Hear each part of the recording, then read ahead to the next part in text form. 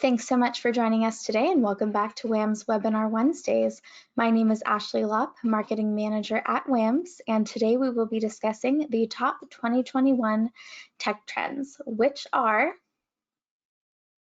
the expansion of remote work, growth of video conferencing, artificial intelligence, also known as AI, the Internet of Things, also known as the IoT, rapid growth of automation, and privacy-enhancing computation.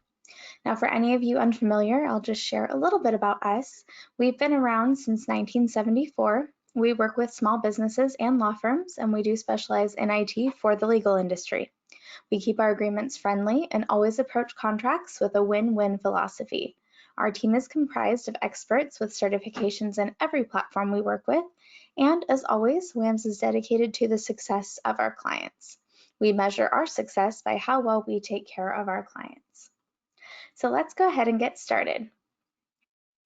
The first trend we're seeing here is the continued expansion of remote working. So we're just going to go over some of the pros and cons. Of course, the number one pro is convenience. There is no daily commute. The flexibility is great both for you and your employees. It's always going to be less costly for your company, as you will not have to worry about having a physical space for every person. It is also argued that you have more time for physical exercise, and just in general, that leads to better health because you have more time for yourself. And for some, less interruptions. Now, I also know that there are some that are choosing to go into their office at least part-time to get away from their interruptions at home. But for the most part, you do have less distractions. And now some of the cons. Of course, there is no workplace camaraderie. For some, that's a dream come true. For some, that is such a bummer. It really depends on your relationship with your coworkers and how closely you work together. But there is also that need for strong self-discipline. So you definitely have to be a self-starter and able to keep yourself on track. It was also found that it is easier to be overlooked for promotions. And there is also that complete dependency on at-home technology. So you have to know that your setup is going to work well for you, that your setup is secure, that you have everything you need to perform your tasks. And there is also this worry for employers about worrying about productivity. You know, employers worry about whether or not employees are getting their work done, and kind of the only answer that I have for that is whether or not you're seeing results, right? So if work is getting done, then that's really all you can go off of right now. And of course, there's the other side of it for my workaholics out there. When do you stop working? The lines become a little bit more blurred when you're working from home because you don't have to take the time to physically remove yourself from your desk, get in your car, and drive home. So it kind of can cause you to work longer hours unintentionally because you don't want to stop working and there's no time limit by which you need to leave your office.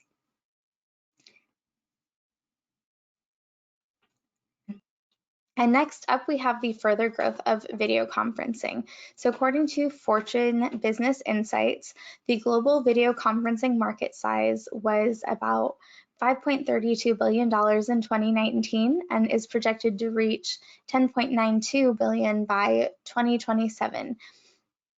As you can see here, it is just going to continue to grow and flourish. And so why has it grown so much?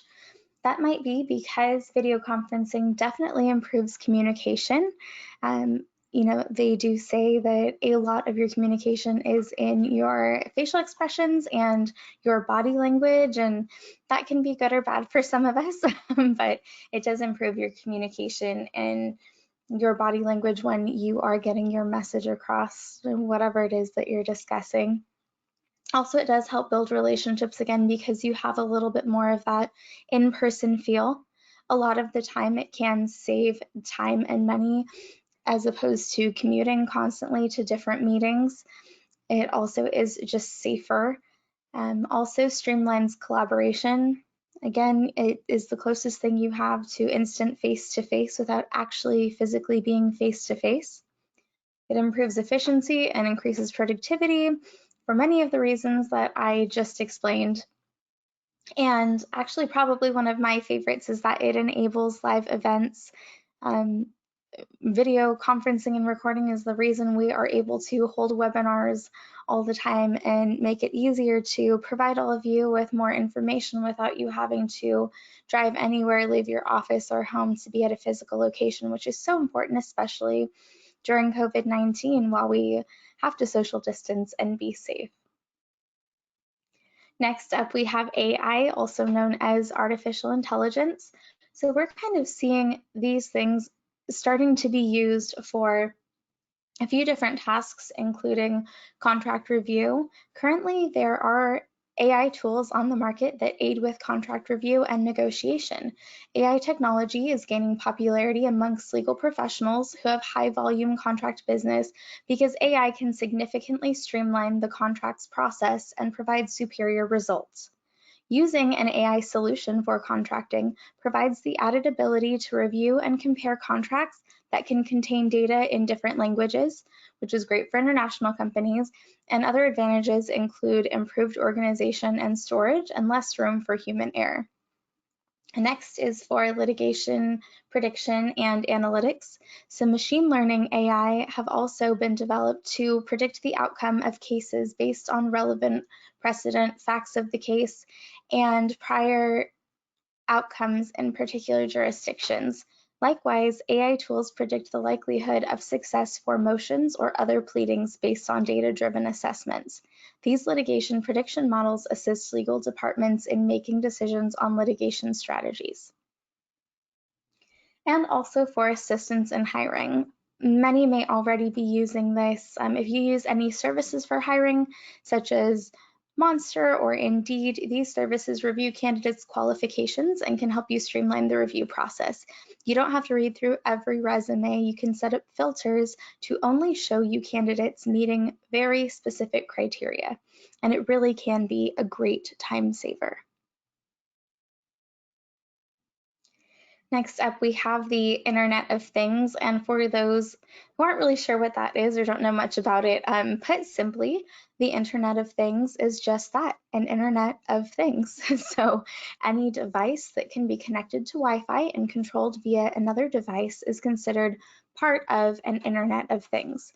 This sounds fun when you use your Amazon Echo to turn on a light or your smartphone app to control the temperature in your office, but at what cost? So some of the current problems we're seeing is that there are no current industry standards across the board. There's a few different IoT standards currently. We're also seeing botnet problems, AI security issues, and cloud attacks. So it creates a lot of chaos as there are a few competing IoT standards at this time, and we don't know which standard will ultimately end up being widely adopted. And there is this high lack of consumer confidence in the security of the Internet of Things or using an Internet of Things solution. So I am probably not pronouncing this very well because it is Dutch, but Gemalto, I'm hoping I'm saying that right. Gemalto is a cybersecurity firm based in Amsterdam that has researched the impact of security on the development of the Internet of Things.